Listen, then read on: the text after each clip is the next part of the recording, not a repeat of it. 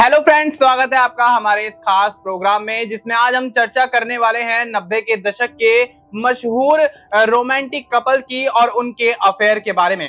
तो आज हम बात करेंगे संजय दत्त, माधुरी दीक्षित और सलमान खान, ऐश्वर्या राय, बॉबी देओल, नीलम कोठारी, तमाम ऐसे कपल्स के बारे में चर्चा करेंगे जिनका अफेयर अक्सर चर्चाओं में रहा और जिनको लेकर कंट्रोवर्सी हमेशा से ही क्रिएट होती हुई नजर आई। और उस कंट्रोवर्सी के चलते इन शख्सियत के जो करियर है उन पर भी काफी ज्यादा इफेक्ट पड़ता हुआ नजर आया, जिसके चलते उनको फिल्में मिलना भी बंद हुई और कभी कभी ऐसा भी हुआ इस अफेयर के चलते उनको लगातार एक साथ फिल्में करने का मौका भी मिलता हुआ नजर आया। तो ऐसे ही कपल्स के बारे में चर्चा करेंगे जिसमें सबसे पहले बात कर लेंगे संजय दत्त की। जी हाँ, संजय दत्त को अक्सर उनकी एक्टिंग और उनकी फाइटिंग को लेकर जाना जाता है और संजय दत्त ने बॉलीवुड में 90 के दशक में कई सुपरहिट फिल्मों में काम किया है, जिसके चलते उनका कई एक्ट्रेस के साथ अफेयर चर्चाओं में रहा है। लेकिन शुरुआती दौर में संजय दत्त का अफेयर माधुरी दीक्षित के साथ काफी ज्यादा चर्चाओं में रहा था। आपको बता दें कि संजय दत्त की पहली पत्नी ऋचा शर्मा की मौत के बाद माधुरी दीक्षित और संजय दत्त एक दूसरे के करीब आते हुए नजर आए और लोग उनकी जोड़ी को काफी ज्यादा पसंद किया करते थे। और 1993 में एक मामला ऐसा निकलकर सामने आया जिसके बाद संजय दत्त को टाडा के तहत गिरफ्तार कर लिया गया और उसके बाद माधुरी दीक्षित और संजय दत्त के बीच दूरियां बनती हुई नजर आई। इस मुद्दे पर विस्तार से चर्चा करेंगे हमारे सहयोगी अमन सर के साथ। सर, बहुत बहुत स्वागत है आपका। सर, किस तरह से देखते हैं बॉलीवुड के इन अफेयर्स को?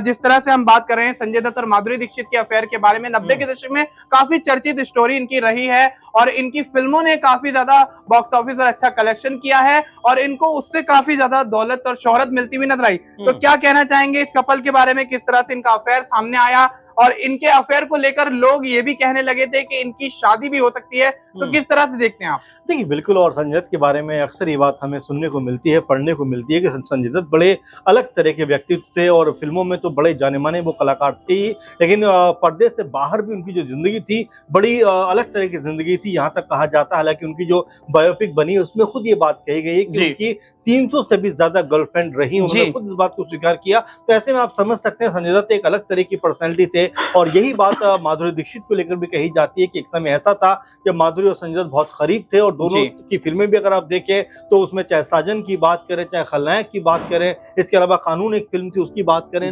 3-4 फिल्में ऐसी थी जो back to back Madhuri Dixit साथ में संजय दत्त ने की थी। लेकिन जेल जाने के बाद स्थिति बहुत बदल गई थी और यहाँ तक कहा जाता है, जैसे आपने भी कहा, कि एक समय ऐसा भी था कि जब संजय दत्त जो है वो माधुरी से शादी करना चाहते थे और माधुरी भी उनकी तरफ पूरी तरह से आकर्षित हो रही थी। लेकिन जिस तरह से उनके ऊपर इल्जाम लगे, जिस तरह से उनके ऊपर तमाम तरह से ये आरोप लगे कि भाई 93 में जो बम ब्लास्ट हुआ था मुंबई के अंदर, उसमें संजय दत्त की भी कोई भूमिका रही और उस बात को लेकर कहीं ना कहीं माधुरी दीक्षित ने उनसे अपने कदम वापस खींच लिए और यहाँ कह सकते हैं उसके बाद से ये स्टोरी जो थी वो द एंड होती हुई दिखाई पड़ी। लेकिन ऐसा नहीं है कि सिर्फ माधुरी दीक्षित के साथ में संजय दत्त का नाम जुड़ा, इसके अलावा आप देखेंगे तो यहाँ तक कहा जाता है कि रेखा के साथ में भी संजय दत्त का नाम जुड़ा था एक समय। तो ऐसे कई मौके हैं, क्योंकि जैसा मैंने शुरू में आपसे कहा कि संजय दत्त को लेकर ये बात जग जाहिर है, खुद उन्होंने इस बात को लेकर कहा है कि लगभग 300 से ज्यादा उनकी जिंदगी में महिलाएं आई और यहाँ तक कहते हुए नजर आए थे फिल्म में। हालांकि उनकी बात करें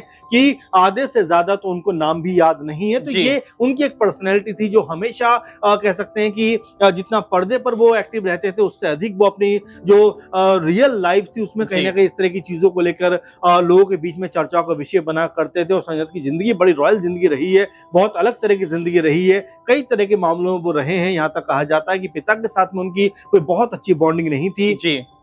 जब उनकी मम्मी का इंतकाल हुआ, नरगिस जी का, उस समय उनकी फिल्म रिलीज होने वाली थी, 8 दिन पहले उनकी माता का निधन हो गया और उसके बाद कहते हैं संजय दत्त काफी टूट गए थे, क्योंकि रॉकी उनकी पहली एज ए हीरो फिल्म थी और यहाँ पर जिस तरह से इस फिल्म ने सफलता के तमाम झंडे गाड़े, लेकिन उसको देखने के लिए उनकी मां नहीं थी। और ये भी कहा जाता है कि मां के जाने के बाद संजय दत्त बहुत ज्यादा अकेले हो गए थे। जी बिल्कुल। तो ऐसे में मां के देहांत के बाद संजय दत्त अकेले तो हो गए थे, लेकिन संजय दत्त ने इस बात से हार नहीं मानी और अपनी करियर को आगे बढ़ाने के लिए उन्होंने कड़ी मशक्कत की, मेहनत की, जिसका नतीजा कहीं ना कहीं अब आप लोगों के सामने है। संजय दत्त को बॉलीवुड के सबसे बेस्ट एक्टर में शुमार किया जाता है और संजय दत्त को उनकी बॉडी बिल्डिंग के लिए, उनकी तमाम खलनायक वाली भूमिकाओं के लिए और उनके एक अलग अंदाज के लिए, जैसे कि मुन्ना भाई एमबीबीएस में हमने उनका एक अलग सा अंदाज देखा जिसमें वो दादागिरी और भाईगिरी करते हुए नजर आए। इसके चलते उनको काफी ज्यादा पॉपुलैरिटी मिलती हुई नजर आई। तो संजय दत्त के बारे में ये कुछ ऐसी बातें थी जो कहीं ना कहीं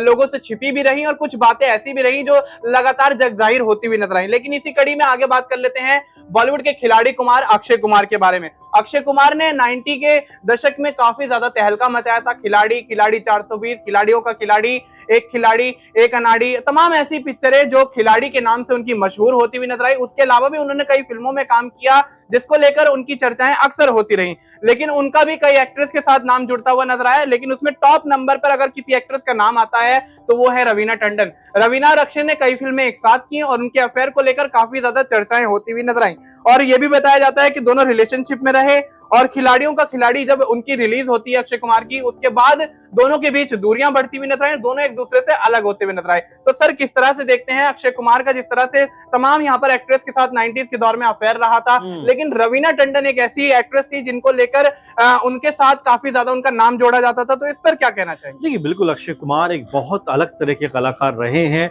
जब से वो इंडस्ट्री के अंदर आए हैं उसके बाद से एक्शन का जो स्तर है वो काफी अलग लेवल पर जाता हुआ नजर आया। और जिस तरह खिलाड़ी सीरीज की आपने बात की, अगर आप 90s की लगातार उनकी फिल्में देखेंगे तो सब में वो एक्शन स्टार के रूप में नजर आते हैं, एक्शन हीरो के रूप में नजर आते हैं। यहाँ तक कि जब जो 90s में उनकी शुरुआत हुई थी वो भी सौगंध नाम की फिल्म से शुरू हुई थी, उसमें भी एक तरीके से वो एक्शन हीरो के रूप में नजर आए थे। अगर यहाँ से सिलसिले की शुरुआत करें तो वो चाहे मोहरा की बात करें, चाहे खिलाड़ी की बात करें, मैं खिलाड़ी तो अनाड़ी की बात करें, सबसे बड़ा खिलाड़ी की बात करें, खिलाड़ियों का खिलाड़ी की बात करें, दावा, लहू के दो रंग, ऐसी अनेकों फिल्में रही जहां पर सिर्फ और सिर्फ एक्शन देखने को मिला और दर्शकों ने भी इन भूमिकाओं में उनको पसंद भी किया। यही वजह थी कि अक्षय कुमार बहुत जल्दी बड़े हीरो के रूप में उभर गए। लेकिन साथ साथ में उनकी अगर हम कह सकते हैं कि जो लव लाइफ की बात करें जो उस समय के हिसाब से, तो उस समय कई हीरोइनों का नाम उनसे जुड़ा। लेकिन रवीना टंडन को लेकर ये कहा जाता था कि बहुत ज्यादा क्लोज थी अक्षय कुमार के, यहाँ तक कि दोनों की एंगेजमेंट तक हो गई, ये तक खबर थी। लेकिन जैसे ही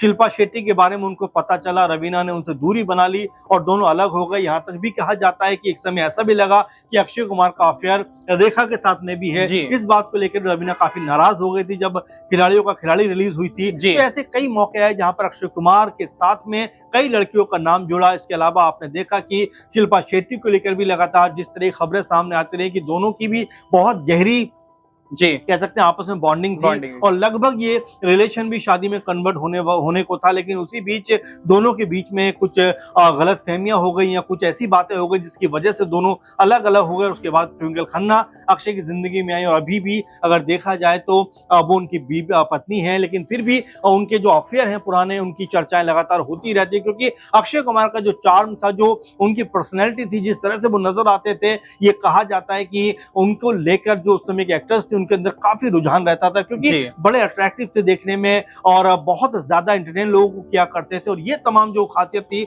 उसकी वजह से लड़कियों के बीच खासकर काफी वो चहेते कलाकार के रूप में जाने जाते थे। और यही वजह है कि उस समय कई लड़कियों के साथ में जो एक्ट्रेस थी, हीरोइन थी, अक्षय कुमार का नाम जुड़ता हुआ नजर आया था। जी बिल्कुल, 90 के दशक में अक्षय कुमार ने कई फिल्में की, एक्शन फिल्में की और उन एक्शन फिल्मों में काम करने वाली तमाम एक्ट्रेस के साथ उनका नाम अक्सर जोड़कर देखा जाता रहा। अक्षय के तमाम अफेयर भी यहाँ पर निकलकर सामने आते हैं और उसके बाद उन्होंने वो मुकाम हासिल किया जिसको लेकर आज भी उनको एक एक्शन हीरो के तौर पर बॉलीवुड के अंदर देखा जाता है। लेकिन इसी कड़ी में आगे बात कर लेते हैं नीलम कोठारी और बॉबी देओल के अफेयर के बारे में। उनका भी अफेयर 90 के दशक में काफी ज्यादा चर्चाओं में रहा था। दोनों एक दूसरे से बेहद प्यार करते थे, लेकिन दोनों शादी के बंधन में बंधने ही वाले थे कि धर्मेंद्र के कहने के बाद ये शादी टूटती हुई नजर आई, क्योंकि धर्मेंद्र जो थे वो इस रिश्ते के पक्ष में नहीं थे। तो सर किस तरह से देखते हैं, धर्मेंद्र जैसी पर्सनैलिटी काफी ज्यादा यहाँ पर प्रभावित मानी जाती है और काफी ऐसे एक्ट्रेस हैं जो एक्टर हैं जो धर्मेंद्र को देखकर अपनी लाइफ को आगे बढ़ाते हुए नजर आए, अपने करियर में मुकाम हासिल करते हुए नजर आए। और यहाँ पर देखा जाए तो बॉबी देओल को लेकर जिस तरह से यहाँ पर मामला निकलकर सामने आया था, नीलम कोठारी बॉबी देओल के अफेयर को लेकर, लेकिन धर्मेंद्र के मना करने पर यह रिश्ता टूटता हुआ नजर आया। क्या कहना चाहेंगे? देखिए बिल्कुल, बॉबी देओल भी उस समय बिल्कुल नए थे, नए युवा थे और फिल्मों में आने को तैयार थे। नीलम के साथ में उनके अफेयर की खबरें लगातार चर्चाओं में बनी हुई थी। उस समय की तमाम मैगजीन में बाकायदा दोनों के फोटोग्राफ भी छपते थे, दोनों के बारे में खूब गॉसिप निकल के सामने आती थी। लेकिन उसको अगर देखा जाए तो बहुत समय तक कंटिन्यू नहीं कर पाए बॉबी देओल, क्योंकि घर वालों का प्रेशर था। इसी वजह से ये लव स्टोरी का द एंड हो गया, लेकिन उस समय बहुत ज्यादा चर्चाओं में थे और बॉबी देओल उस समय के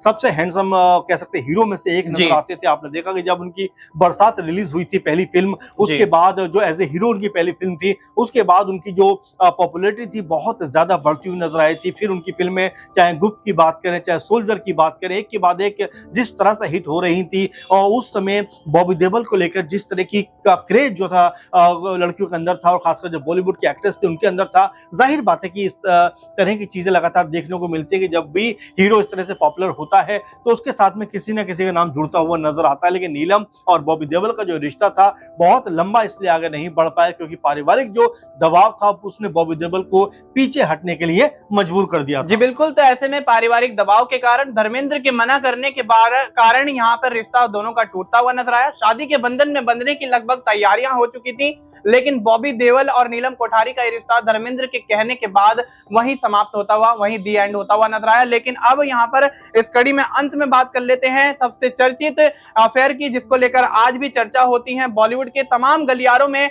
आज भी इस अफेयर की चर्चाएं आम होती हुई नजर आती हैं। अब बात कर लेते हैं सलमान खान और ऐश्वर्या राय के बारे में। दोनों का अफेयर हम दिल दे चुके सनम की शूटिंग के दौरान शुरू होता है और उसके बाद लंबे समय तक दोनों का अफेयर चलता है। फिर विवेक ओबरॉय के बीच में आ जाने के कारण दोनों के रिश्तों में दरार आती हुई नजर आती है और उसके बाद ऐश्वर्या राय विवेक ओबरॉय से भी दूरी बनाती हुई नजर आती हैं और उसके बाद देखा जाता है किस तरह से विवेक ओबरॉय अपनी जिंदगी में मसरूफ हो जाते हैं, दूसरी तरफ सलमान खान अपने जो जिंदगी है उसमें बिजी होते हुए नजर आते हैं और यहाँ पर ऐश्वर्या राय की शादी अभिषेक बच्चन के साथ हो जाती है। तो सर किस तरह से देखते हैं ये सबसे फेमस लव स्टोरी या यूं कहें कि सबसे फेमस कंट्रोवर्शियल स्टोरी के बारे में आप क्या कहना चाहेंगे? देखिए बिल्कुल, सलमान और ऐश्वर्या राय के बारे में जिससे भी आप बात करेंगे यही सुनने को मिलेगा कि बड़ी खूबसूरत जोड़ी थी, बहुत ज्यादा कह सकते हैं पर्दे पर तो हसीन लगती थी, लेकिन रियल लाइफ में भी दोनों की जो केमिस्ट्री थी बहुत अच्छी देखने को लगती थी। लेकिन देखिए हर रिश्ता कहने के सलमान के साथ में जो रहा है बहुत लंबा समय तक नहीं चला है क्योंकि ऐश्वर्या राय ऐसी पहली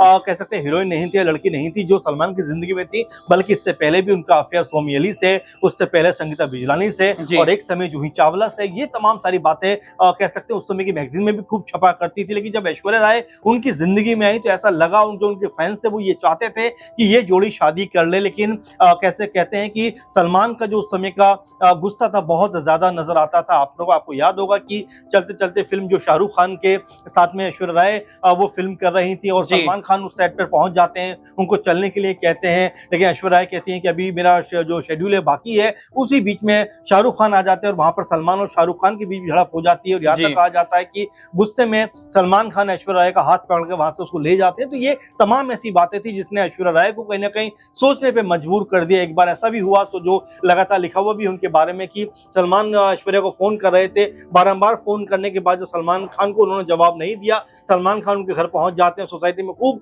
हंगामा करते हुए नजर आते हैं। उसी के बाद ऐश्वर्या ने तय किया कि उनकी जो जिंदगी है वो सलमान के साथ आगे नहीं बढ़ सकती और फिर उनका जो नाम था विवेक ओबरॉय के साथ में जुड़ा और यहीं पर एक तरीके सलमान और ऐश्वर्या की जो लव स्टोरी थी उसका द एंड होता हुआ नजर आया। तो कुल मिलाकर सलमान और ऐश्वर्या की जो लव स्टोरी थी बहुत ज्यादा चर्चाओं में न सिर्फ उस समय थी बल्कि अब भी उनके बारे में बातचीत होती रहती है क्योंकि दोनों की जिस तरह से ऑन स्क्रीन ऑफ स्क्रीन जो केमिस्ट्री देखी जाती थी वो अपने आप में बेहद कमाल की है। कई लोगों ने तो यहाँ तक कहा कि हम दिल दे चुके सनम में जिस तरह से दोनों बेहद खूबसूरत नजर आए, लेकिन आखिर में जब वो सलमान ऐश्वर्या को अजय देवगन के हवाले कर देते हैं और दूर चले जाते हैं, कहीं ना कहीं उसका असर उनकी जिंदगी पे हुआ क्योंकि उसके बाद ऐश्वर्या भी सलमान की जिंदगी चली जाती है और ये जोड़ी जो है हमेशा हमेशा के लिए अलग राहों पे निकल पड़ती है। जी बिल्कुल, तो ऐसे में देखा जाए तो हम दिल दे चुके की सनम की कहानी कहीं ना कहीं सलमान खान और ऐश्वर्या राय के जीवन पर पूरी तरह से फिट बैठती हुई नजर आती है। जिस तरह से फिल्म के अंत में दोनों की राहें जुदा होती हैं, ठीक उसी प्रकार से फिल्म के खत्म होने के बाद या यूं कहें कि फिल्म की शूटिंग पूरी होने के बाद दोनों के रिश्तों में दरार आती है, दोनों एक दूसरे से अलग होते हुए नजर आते हैं। ऐश्वर्या राय अपनी अलग जिंदगी में बिजी हो जाती हैं और सलमान खान अपने अलग शेड्यूल में बिजी होते हुए नजर आते हैं। तो ये थी बॉलीवुड की वो तमाम लव स्टोरी जिनको लेकर 90s से लेकर 2000 तक चर्चे होते रहे और आज भी कहीं ना कहीं लोगों का नाम सामने आने के बाद इनकी लव स्टोरी को लेकर तमाम बातें निकलकर सामने आ ही जाती हैं। तो फ्रेंड्स, आपका इस लव स्टोरी को लेकर क्या कुछ कहना है आप हमें कमेंट बॉक्स में जरूर बताएं। बाकी इस तरह की और अपडेट्स के लिए आप बने रहें नेक्स्ट 9 लाइव के साथ।